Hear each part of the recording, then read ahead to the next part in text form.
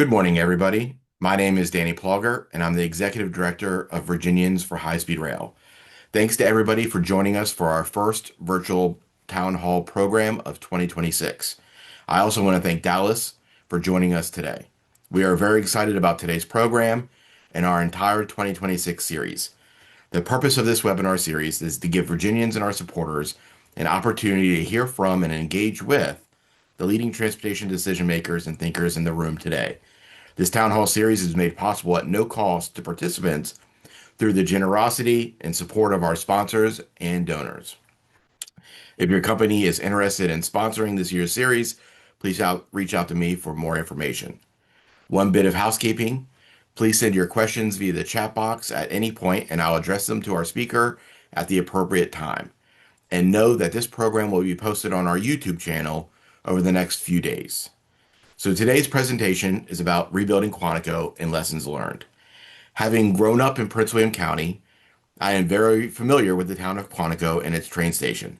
And for those not familiar with the area, it is, in my personal opinion, one of, if not the most challenging stations to complete rail improvement projects. Imagine a project on an incredibly active rail corridor that goes through the middle of a town, completely surrounded by an active military base and FBI training academy with fences and securities and all that stuff, next to a major river and all its tributaries, with a train station that handles tens of thousands of trips every single year. You add that all up, and that's what you have with the Quantico Station project, which we're going to learn more about today. So without further ado, I have the pleasure of introducing today's presenter, Dallas Richards. Dallas is a Virginia native who earned his BS in Civil and Environmental Engineering from Virginia Military Institute and his executive MBA from Virginia Tech. Before joining VRE as chief engineer in 2016, he served as an engineering consultant in the railroad industry, leading projects for several railroads, including CSX, Norfolk Southern, Amtrak, and also VRE.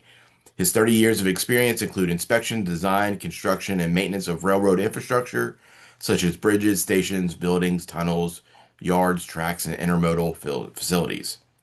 As deputy CEO and chief engineer, Dallas has led the VRE team of project managers, consultants, and contractors for the delivery of several significant VRE projects, including the lifetime overhaul and upgrade facility, Quantico station improvements, which we'll learn about today, Rolling Road and Lorton Road platform extensions. Dallas also served in the U.S. Navy, earning his subservice warfare designation, the Dolphins, in 1994 aboard the USS Florida. Thank you for your service, Dallas. He served as an adjunct professor at the University of South Carolina for 6 years, where he helped the facility develop a graduate certificate program in railroad engineering. And when he's not tackling railroad engineering challenges for VRE, he enjoys his time with his family and biking local trails. And so, without further ado, please give Dallas a warm welcome. Dallas, the floor is yours. Danny, thank you so much, and thanks for this opportunity for VRE to present on this exciting project. We are on the tangential with you many times, and we appreciate the connection. So, Absolutely. and thank you for that kind introduction. Thank you very much. With that, I want to jump in here. I'll start with the fact that I've borrowed heavily, and I want to recognize our source, if you will. This is from the ARIMA Annual Conference and Expo last year in where was I? In not Louisville, in Indianapolis, right? And also prepared by our project manager, Derek Overstreet, who wasn't able to join me today for the presentation, but I want to acknowledge his contributions and the contributions of that team as well. So it was prepared, I will say, for a different audience, but I think some of you may have seen it, Danny, or others, or heard of it and wanted to share here with your folks, and we appreciate again the opportunity. So with that. I really want to talk about and share with this team, this audience, that it's a very long-term vision that we took into this. Introduction, we'll talk about our introduction to the project, our design and construction, the post-construction benefits, and of course, some of our results and conclusions. I will offer, I didn't deliver all of this one, so I've got a few slides here that were Derek's, and so just bear with me a little patience. I will try to go for about 35 minutes and then open the floor for questions if we have any or discussion for this very exciting project. Um, First of all, there are maybe some that don't know VRE. VRE is the commuter rail serving Northern Virginia and the nation's capital. We have two main operating lines, the Manassas line shown here in blue. We don't refer to it as the blue line, but and the Fredericksburg line shown here in red. The Quantico station is highlighted. Next, right, you see the highlight on the screen in black on the Fredericksburg line, and of course, Marine Base Quantico, which Danny mentioned. And thank you for sort of elaborating on some of the complexities of this project, which we'll address.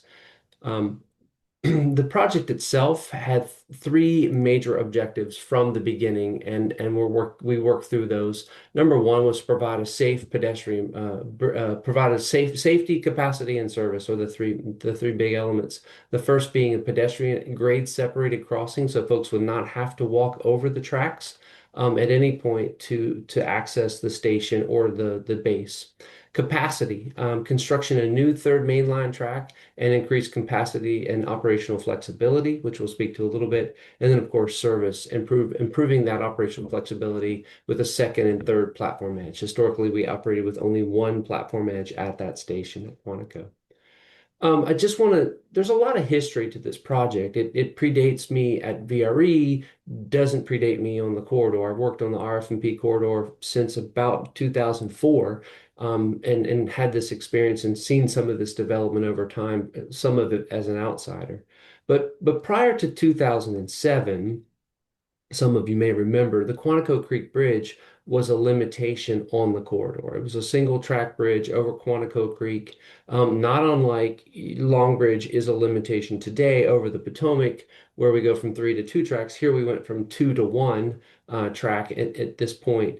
A couple of things you'll recognize: CP Arkandale, the control point Arkandale interlocking, and Possum Point interlocking. The station and the bridge are between those two interlockings. You can see Quantico Station there on the left.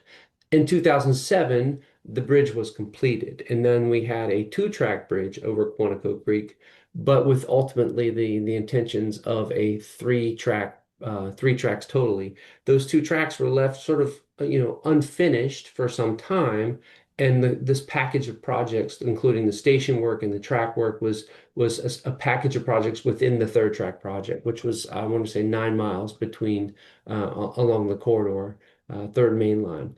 After 2024, once the project was finished, we had three tracks through the station, three tracks over the bridge, and all the way down to between North Possum Point rather, and Arkandale interlocking. It's been a great benefit to us all.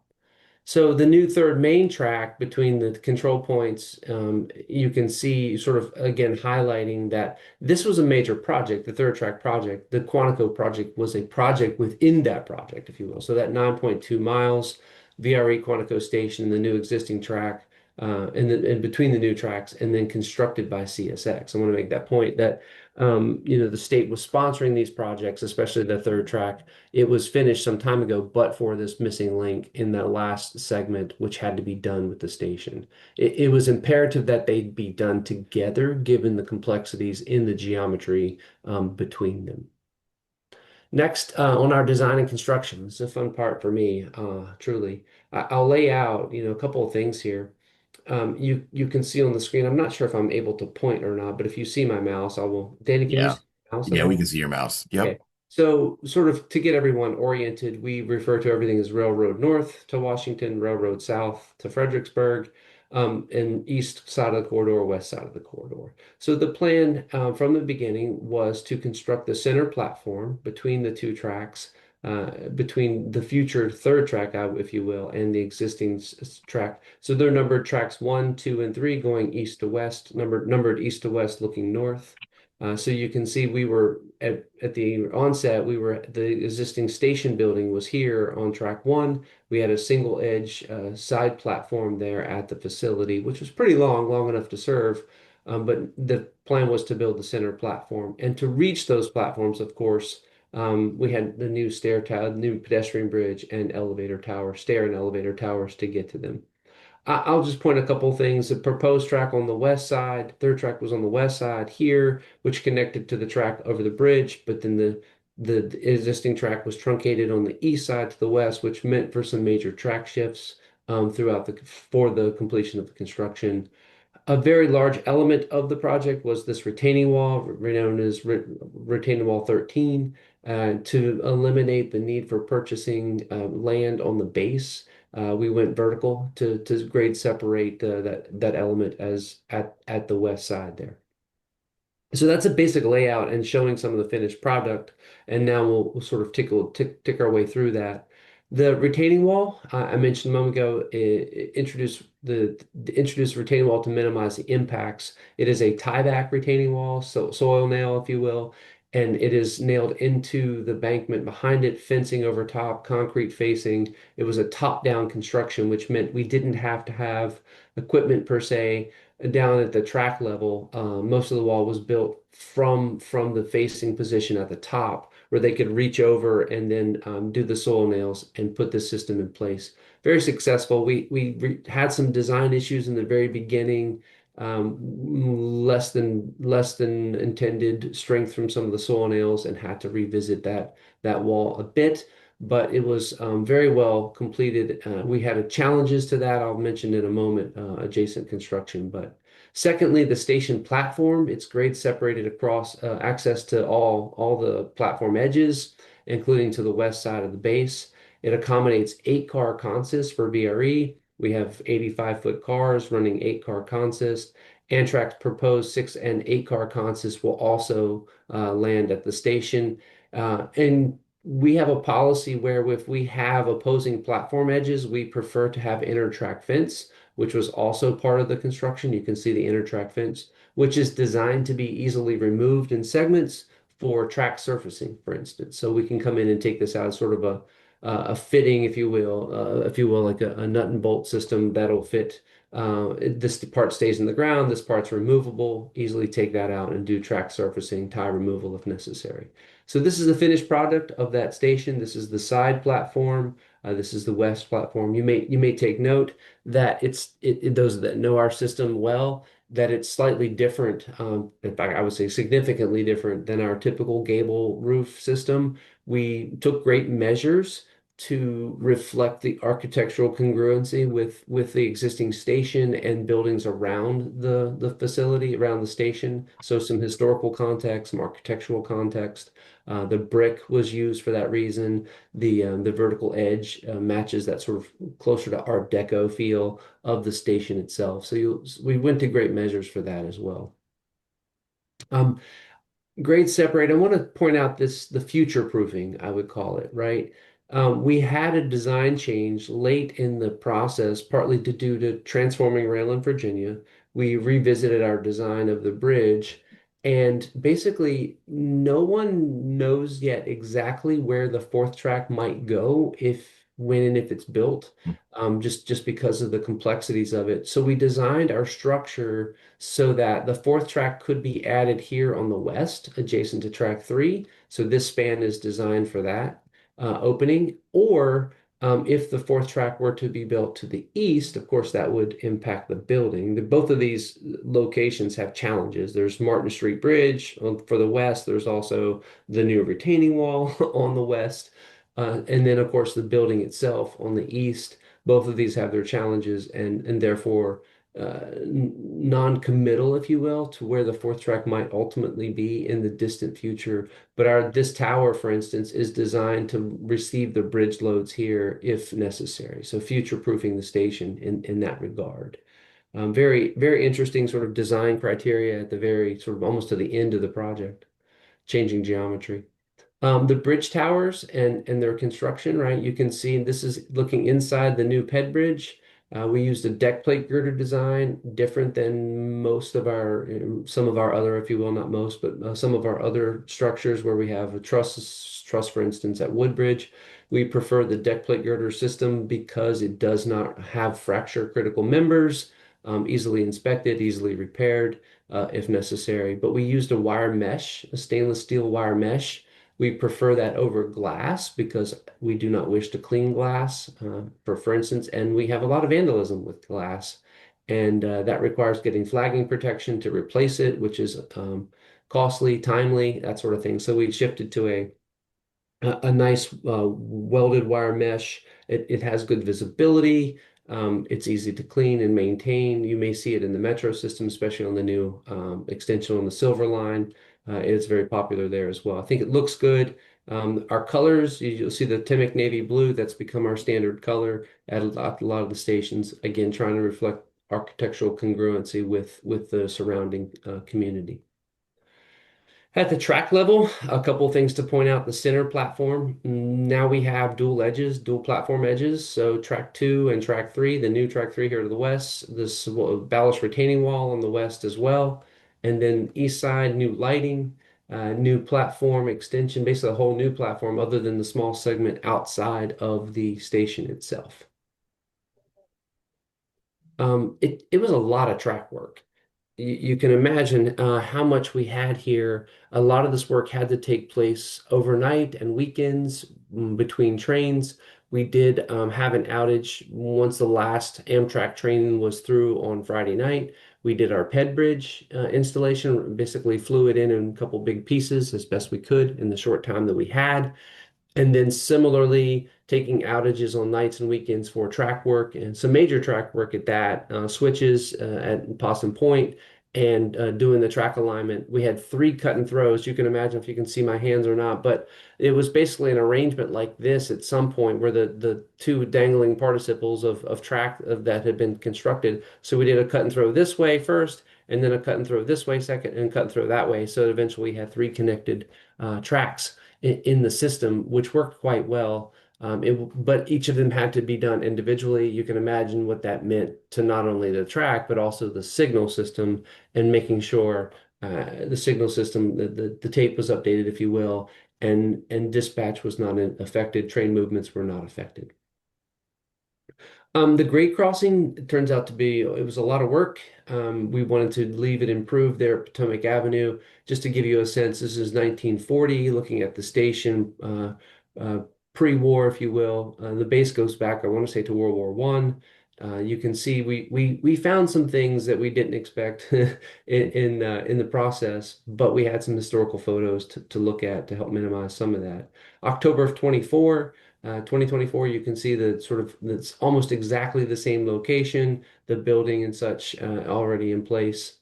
You can see here what it looks like essentially today. We decided to use the four quadrant gates, still working on the some of that work, adjusting and fine tuning the quad gates. But we used the new enhanced markings. You may be familiar with, the don't block the box markings, common in urban areas. New York City, for instance, uses it. It's an MUTC manual for uniform traffic control devices standard that we applied on the crossing, so that people would be more reluctant to stop on the crossing at the stoplight for the intersection of Potomac and Barnett. So that seems to have helped a lot in addition to the quad gates. And again, you'll see the inter-track fence. We use right-of-way fencing and inter-track fence you really want to manage where people go, where they can and cannot go. We put this section of fence here. It's hard to see because of the train, but we did not want people walking up between the tracks to the towers. So there's a prohibition on that there as well, even though we had to do that temporarily to complete the work.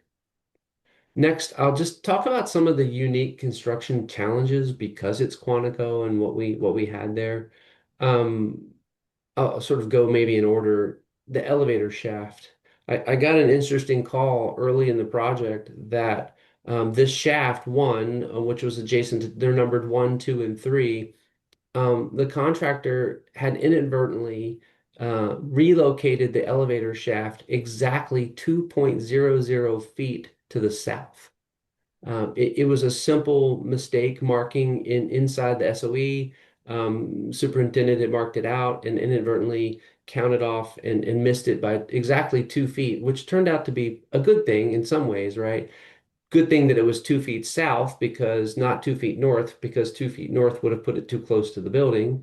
2 feet to the west would have put it in the track, and 2 feet to the east would have lengthened our span length, right? We would have had to change our bridge geometry. So we were able to then translate that offset to all three towers and worked out pretty well. Actually, we got the elevator shaft a little farther from the building which was better from a fire protection standpoint and worked out pretty nicely. But it was a bit of a scramble. So that was one challenge during construction.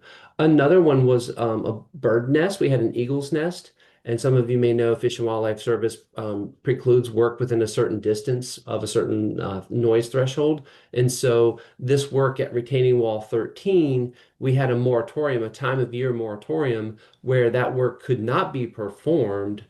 So we did investigate, did some further follow investigations. This nest had ultimately been abandoned, and we were able to convince the Fish and Wildlife Service of that abandonment, and therefore it was able, the contractor was then able to work during what would have been a moratorium for the retaining wall construction. So it worked out to our benefit, but it was a pretty tight constraint.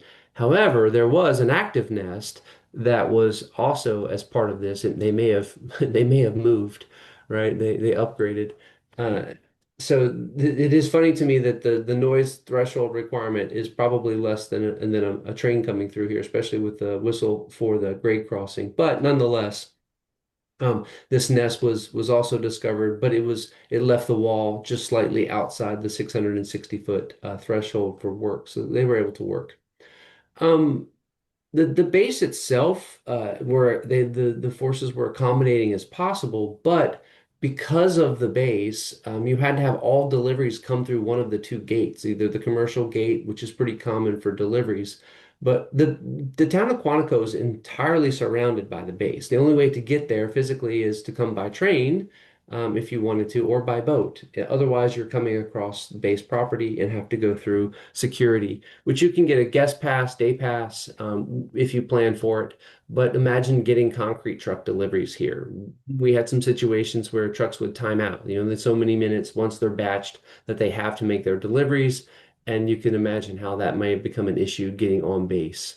We have the contractor, to simplify things, they actually would use one of our adjacent stations, drop off his work crews at the station, and they would ride the train in the mornings to come to work and ride the train out in the afternoon to go to Brook Station to the south.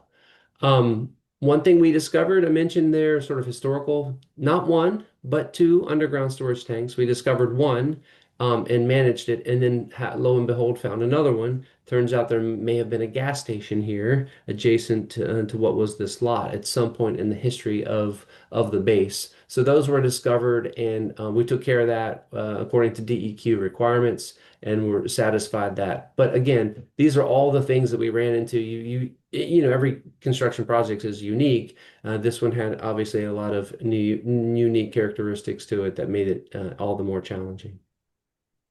I want to show you just this video. I'll talk through. This is time-lapse video. This is the elevator shaft of which I spoke, adjacent to the site that was offset by 2 feet. You can see the towers going up, and then suddenly there's a bridge. It was an overnight installation of the structure, and then you see the shafts coming out of the ground. Ultimately, the CMU, and then the brick, and then getting the elevator shafts in working order. And then on the nearest page here, as you can see where the third track was being constructed, our contractor laid the ground course and the layer of sub ballast and 6 inches of ballast, and then CSX came in and did the track work. This is similar time-lapse video looking the opposite direction, looking to the north. You can see the bridge is in place. You can see the side platform in place, and ultimately, stair construction. You'll see the tactile come in, the lights go up, the canopy go in. This is over time looking north from the same location. It is common we use our construction cameras effectively. It's a good way to sort of look at those pieces. So there you go. We can come back to that again if you wanted to, but the very short video there we've compressed. So I really want to talk about the long-term vision, right? That is Quantico. This is again over almost 20-year period. Accommodating longer train sets for VRE and Amtrak was a project benefit, right? We historically couldn't land all 8 cars. We can now open all 8 doors for boarding and alighting. And I want to just make a point with that, how it affects us. If you think we VRE have what I would consider very good dwell times. Our dwell times are 90 seconds or less, comparable to heavy rail transit, for instance, not commuter rail. A lot of commuter rail systems take a lot longer.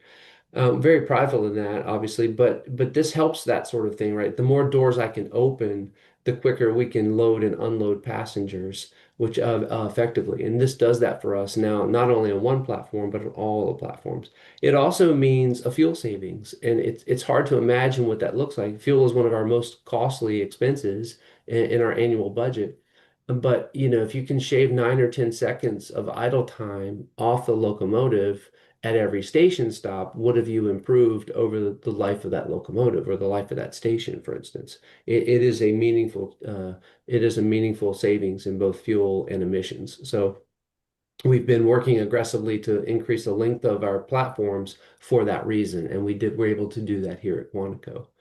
Simultaneous passenger boarding and freight through movements. I have personally seen an instance where you have, let's say, a northbound VRE train on track one at the station to the east. You might have a southbound Amtrak train boarding and alighting at track two. Meanwhile, a freight train is moving, CSX freight train is moving through on track three. And it is a common to see this, the fluidity that we've done now on the corridor, and the capacity improvements are most notable, right? We used to have frequent delays in this area of track because of the bridge, because of the traffic, but now with the new bridge, new station in service, and new bridge in service, that has basically been eliminated.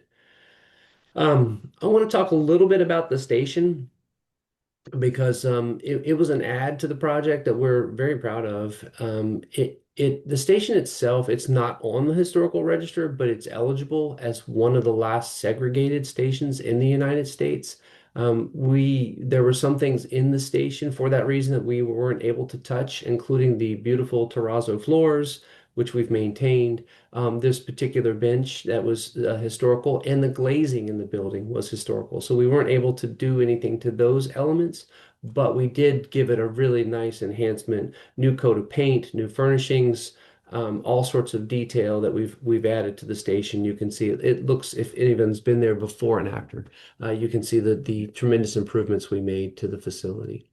Of course, it's a grade separated access to the other side and accessibility, ADA compliant accessibility into and out of the station throughout the facility.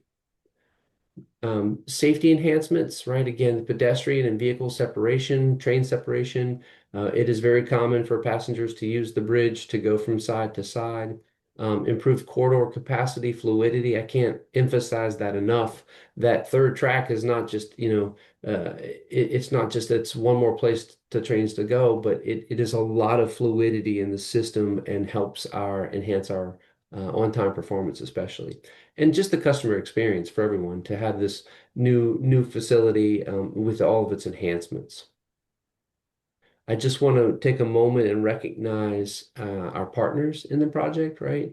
CSX, our host railroad, HDR is our engineer of record, sorry, our uh, uh, contributed to the design and review. STV is our engineer of record. Marine Corps Base Quantico, which is very accommodating with access and other things. Prince William County, the town of Quantico, U.S. Facilities, one of our maintenance contractors. Archer Western, our a prime contractor. Virginia Passenger Rail Authority, one of our sponsors in the project. DRPT as well. And then Dewberry, which was our CM for the project. So it was a great team effort with a tremendous impact that's been, imagined for decades and finally delivered in 2024. So I'm right at the bottom of the hour, Danny. Hope I didn't go too quickly. I tried to time that right, and I hope everybody enjoyed that. And I'll take any questions if you might have them. Absolutely. Thank you, Dallas. And I know we have several questions in the chat box. Um, with all the improvements, have y'all seen increased kind of ridership and participation through there? I think, um, seeing it kind of impact as well. I don't have the numbers in front of me per se, but COVID has left us in a different place. Empirically, we have seen an increase of ridership to Quantico. Yeah. I was trapped, if you will. I'll share a story that's fun. There was a fire, a summer storm fire that happened right at Route 1 entrance. Uh, to the base, and traffic was backed up literally from 95 to the station. It was 2 mile line of cars. I tried to get out and ended up turning around and coming back to Quantico, just to wait it out. But the point in that story is there's a tremendous amount of employment at the base, tens of thousands of jobs between the base itself, the War College, FBI, the war gaming, I guess is what you would call it. There's a lot of employment on the base, and people have moved farther out, and now instead of commuting, say, from Stafford County to Arlington, we see people coming even from like Louisa County or Spotsy County to Quantico. And so there's been an uptick in ridership at the station, probably not because of the improvements, but more because of sort of the demographics of those movements since the epidemic, the pandemic rather.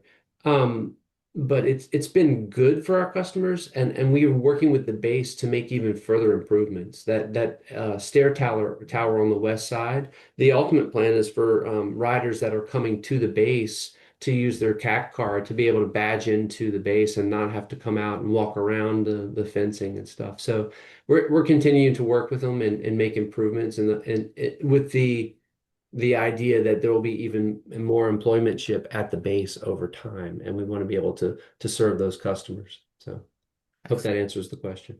Yeah, thank you. Um, we have a question. Is there, in talking about the don't block the box markings, is there any concern or dangers of it being kind of misinterpreted as a safe zone for vehicles, for those who might be unfamiliar with it? No, I think, well, that is a good point. It is an MUTCD standard. I think more and more people are becoming familiar with it. I would offer that after this installation, there was a second installation by the city of Manassas at Manassas Station on one of the grade crossings in Manassas. And so what we're finding is, I blame Google. I think people are, this is again anecdotal or empirical, but um, people are following Google directions blindly. If it says turn left in 50 feet, they're turning left in what might not be 50 feet or 100 feet or whatever. It'll say 100 feet and they're turning left in 50 feet is kind of what was happening. We had cars turning, trying to make the maneuver into Manassas Station, for instance, that left turn into the station. We're making that left turn onto the track, right? Now, granted, there may have been some spirits involved in that maneuver, but I think they were following directions blindly and made turns. It happened twice in the span of 7 days or 2 different weeks, but over the week period, people following directions. Since that edition, we've seen a decrease in those sorts of I'm going to say stupid maneuvers. I think more people are familiar with it than are not, right? Or certainly more are becoming familiar with it. So I'd offer that. And secondly, at Quantico, quad gates, right? The use of quad gates. The quad gates were installed, and we're still working through the preemption circuit with the base, right? And it's complicated. Because the base owns the intersection. Unlike most intersections in Virginia, they're owned by VDOT. So you'd have a railroad crossing adjacent to an intersection, one railroad entity and one VDOT entity used to working with one another and to do those sorts of things. In this case, it's the base, which doesn't they maintain their signals, but it's a different entity they were working with. So we do now have that preemption set, and the second pair of the gates will be installed, which then will be able to block out the crossing even better, right? It is 3 tracks. It's only 120 feet roughly from that intersection, and so we don't want people stopping on that intersection with the number of movements there. So between the quad gates and the markings, I think people are really figuring it out. So knock on wood, we haven't seen any incidents since the installation. Excellent. Yeah, obviously what's happening in Florida with Brightline elevates the Yes, importance of yes. We fixing all our learned. We've crossings. all we've all learned a lot from their misfortune, and so. But yeah, Um, one just comment from Mitchell saying an amazing transformation and congratulating you and the entire team at VRE for doing it. Um, thank you. Yeah, th it's been a heck of a project. I would offer that it was when you have these deliveries, you you certainly take a little pride in them. But I found we're finding that VRE projects are not only like we're being recognized next week at the ACEC, the American Civil Engineering Council. I think that's the right acronym. Apologies if it's not. Consulting Engineers Council, rather. Consulting Engineers Council.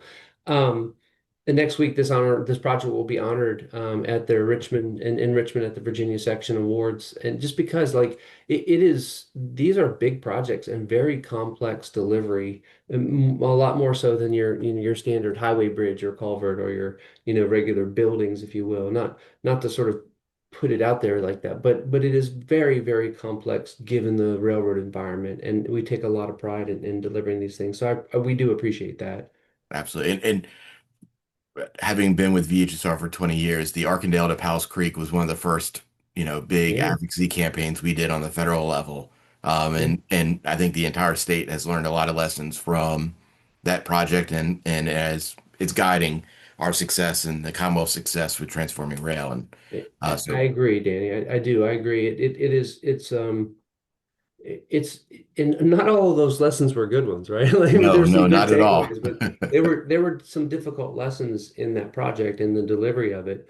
But at the end of the day, you can stand behind it and see physically see the difference it has made in on-time performance, especially in throughput and speed, right? Or through speed there. So it's been really good for us. And I think, and I'll make the point, generally what's good for us is good for Amtrak, was good for CSX, whatever the other host railroad might be, whoever that is, because it gets everyone out of each other's way much better. And, fluidity is important on the railroad.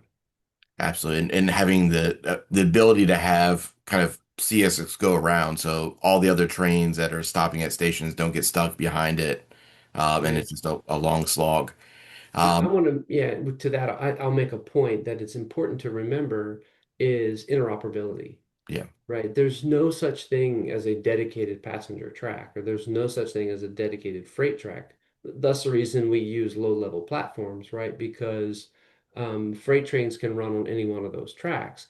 But now that we have three platform edges, we can run any one of those three tracks. Historically, if a freight train was coming out of Crossroads on track one, they'd be running, and we need to get in and get to Quantico, there would be potential conflicts, right? Or if it was coming southbound right on one, and we had to be on track one to get to that service at the station.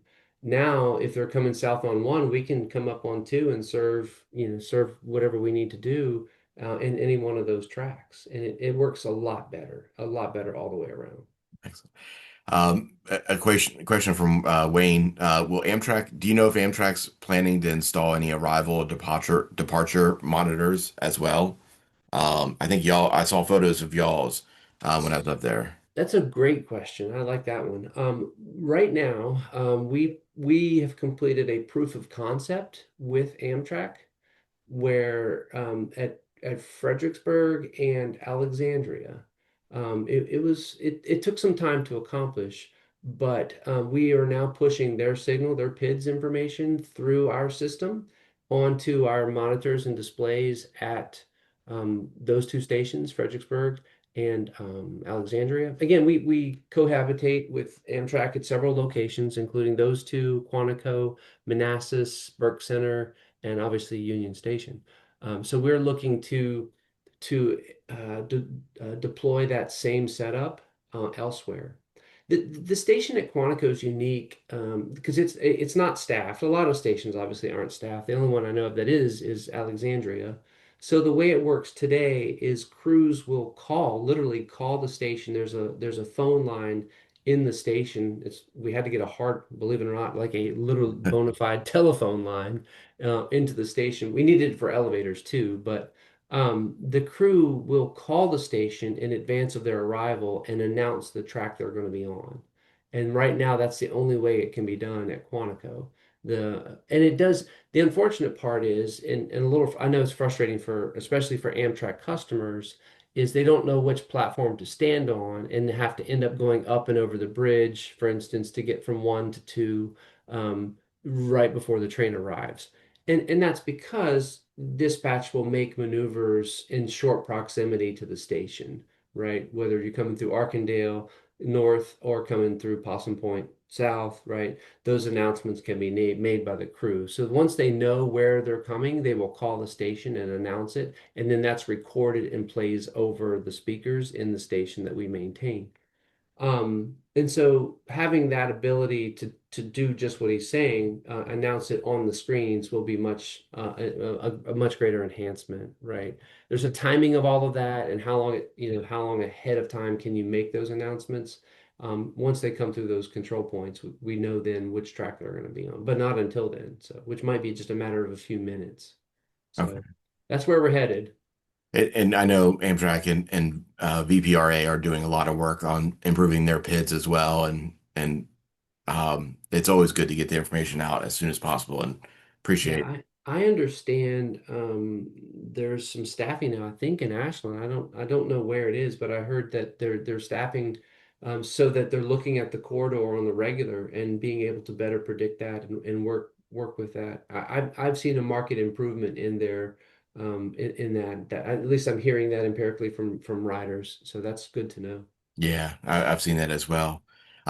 There's another question that the interior of the station looks great, but they missed the historic photos. Are there any plans to kind of hang a few of those again? That's a good point. We have plans. What we did was the way they were displayed wasn't terribly kind to those images. So what we've done is we've digitized everything in the facility. Right now we have a scroll, the monitor that you saw the screen in the Mhm. station. It is it's currently showing a PowerPoint presentation or a presentation of the construction, including the time-lapse videos I showed you. Not this presentation, but a similar one, sort of history. And so we have all of that digitized and we plan to make it available. My ultimate goal is to have like a touch screen where you can pull up any of those images you want to look at. But so many of them had gotten faded and sort of not well taken care of in the sense that they just needed some love. So we could hang some back up and we might do that, but we do plan to have them available digitally. And what used to be the coffee shop, we're planning to do a historical display using potentially either RF&P or VRE uniforms in what used to be the ticket counter. So Excellent. have a and so some of that'll be there's an old teletype there that we plan to put on display. Just again, it takes time to get all of these things accomplished while you're running a railroad. So Absolutely. Thank you for that. yeah, Um, just a kind of general question. When you say track one is, when you say track one, track two, track three, um, what is the kind of basis for that? Is it like north south, or are they based on east west? it's Um, all historical. yeah. In my experience, the railroads numbered them from origin to destination, right? And usually, there was always some rhyme or reason on every railroad, and it was different when you had so many different railroads. But if you were, I don't know, I picked the Baltimore in Ohio or the Chesapeake in Ohio, right? You start in Chesapeake and you're going to Ohio, you would number your tracks and your mileposts, for instance, right? So typically, and this is the way it's done on the RF&P, is if you're facing up milepost, if I'm standing at milepost 90 looking towards 91, my track numbering in this case is left to right or right to left, going up station. So look at it that sort of thing, east to west. Okay.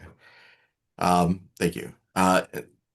What was the total cost for the Oh, project? I'm so afraid you're gonna ask I me think that. maybe limiting it to the station more so than I know the entire I Arkandale to Powell's Creek was a But little yeah, bit that more. one I wouldn't know. Yeah. But this I will offer that because it's public information, right? We had some significant change orders with Archer that have just completed negotiations for anyone that watches our board meetings.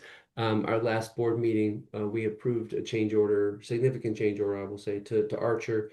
And in fairness, right, they bid the job. This was done during COVID. Yeah. Right? We started in August of 2020 and they bid it, in we got permission to bid it in late 19, like November 2019. We bid the job, I think in, early 2020. Don't quote me on this, but then they, August of 2020, looking, I think it might have been the bid dates and then went to work in 21 early. 21. So it took about 3 years to deliver.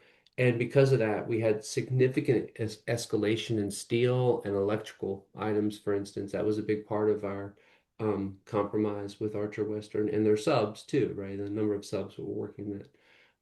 That said, I think the all-in cost was just shy of 30 million, Okay. right? All in, including that's the construction, that's all the design work, all the permitting work, our CM work. There's a lot of soft cost, if you will, professional services that go with it.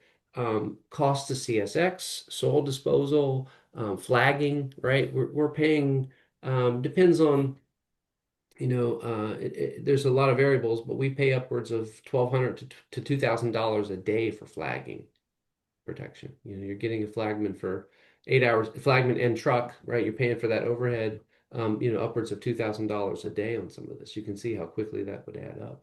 So, Absolutely. Yeah. yeah, I could Um, get that number, but I think it was around 30 million all in. yeah. It's published in our CIP. Yeah. Yeah, um I think that's pretty good. I know we did an analysis. I think concrete doubled during the pandemic, the cost of concrete on Mhm. some projects. So and that seems to be about the average for some of these station improvements that Yeah. we've seen around the country. By my recollection of a recent memo, that in this period of from the time they bid it to the time they started, it was a 70%, 1.7 factor for steel alone. Yeah. So Uh, it hasn't gone the other way no, since, right? So it has not. With another question from David, with the coming division of the right-of-way with CSX and the design of the station, is it possible that some of the platforms that were installed will not be used on a regular basis in the future? that is not the case. Okay. Again, that interoperability will remain. Okay. Yeah, yeah, I've been given the charge where anywhere we share platforms with Amtrak, we'd like to have three platform edges. Yeah. Right. And we will have that at Quantico. We will have that at Alexandria. We won't have that at Manassas. But where we can, having those three platform edges, for instance. So if for instance long distance trains are running on the quote unquote freight side, I put in air quotes, right? We can still have the regionals and VRE on the passenger side, right? And so we have a lot of mix that no, this station will be used. All three platform edges are available to all trains, all passenger trains. Excellent. And Carino with VPRA just add a couple things that the PID's position is at Staples Mill Staples for Mill, their I'm sorry, I said staffing. Ashland, I meant, yeah, yeah. And Staples Mill. then they had the total cost at about 27 and a half for those who want exact numbers. So very, very close, Dallas. Um, She may not be counting on the recent change order. oh, yeah. And then the last question we have, is there any hope of restoring the old coffee shop with an actual coffee shop? Um, we haven't had a lot of interest. Okay. Yeah, we're seeing somewhat of a departure, I will say, from vendors, right, including our ticket vendors, right? There's no longer there was I'll call it a little convenience store, coffee shop at Woodbridge that folded the tent as well. I just don't think it's profitable. Okay. I Interesting. would, I love a coffee shop. I'd love to see Like, like a little microbrewery there. Come on, trade all for that. So hey, coffee in the morning, brewery in the evening. there you go, right? Take that model with you. It's all brewing. Absolutely. Well, Dallas, thank you very much for this, and we appreciate your time, and to our entire audience, we appreciate your time. We hope everybody stays warm, avoids any ice, and hopefully no more weather storms. And I hope everybody has a fantastic weekend. Yeah, I saw an Thank you all. interesting headline. They called it snowcrete. It's so hard, right? It's I, so hard to get rid of. we have 3 inches of in front of our house. That's like an Yeah. ice skating rink. Yeah. Thank you, Danny. Appreciate your time, everyone. Thanks for listening. Absolutely. Thank you, Dallas.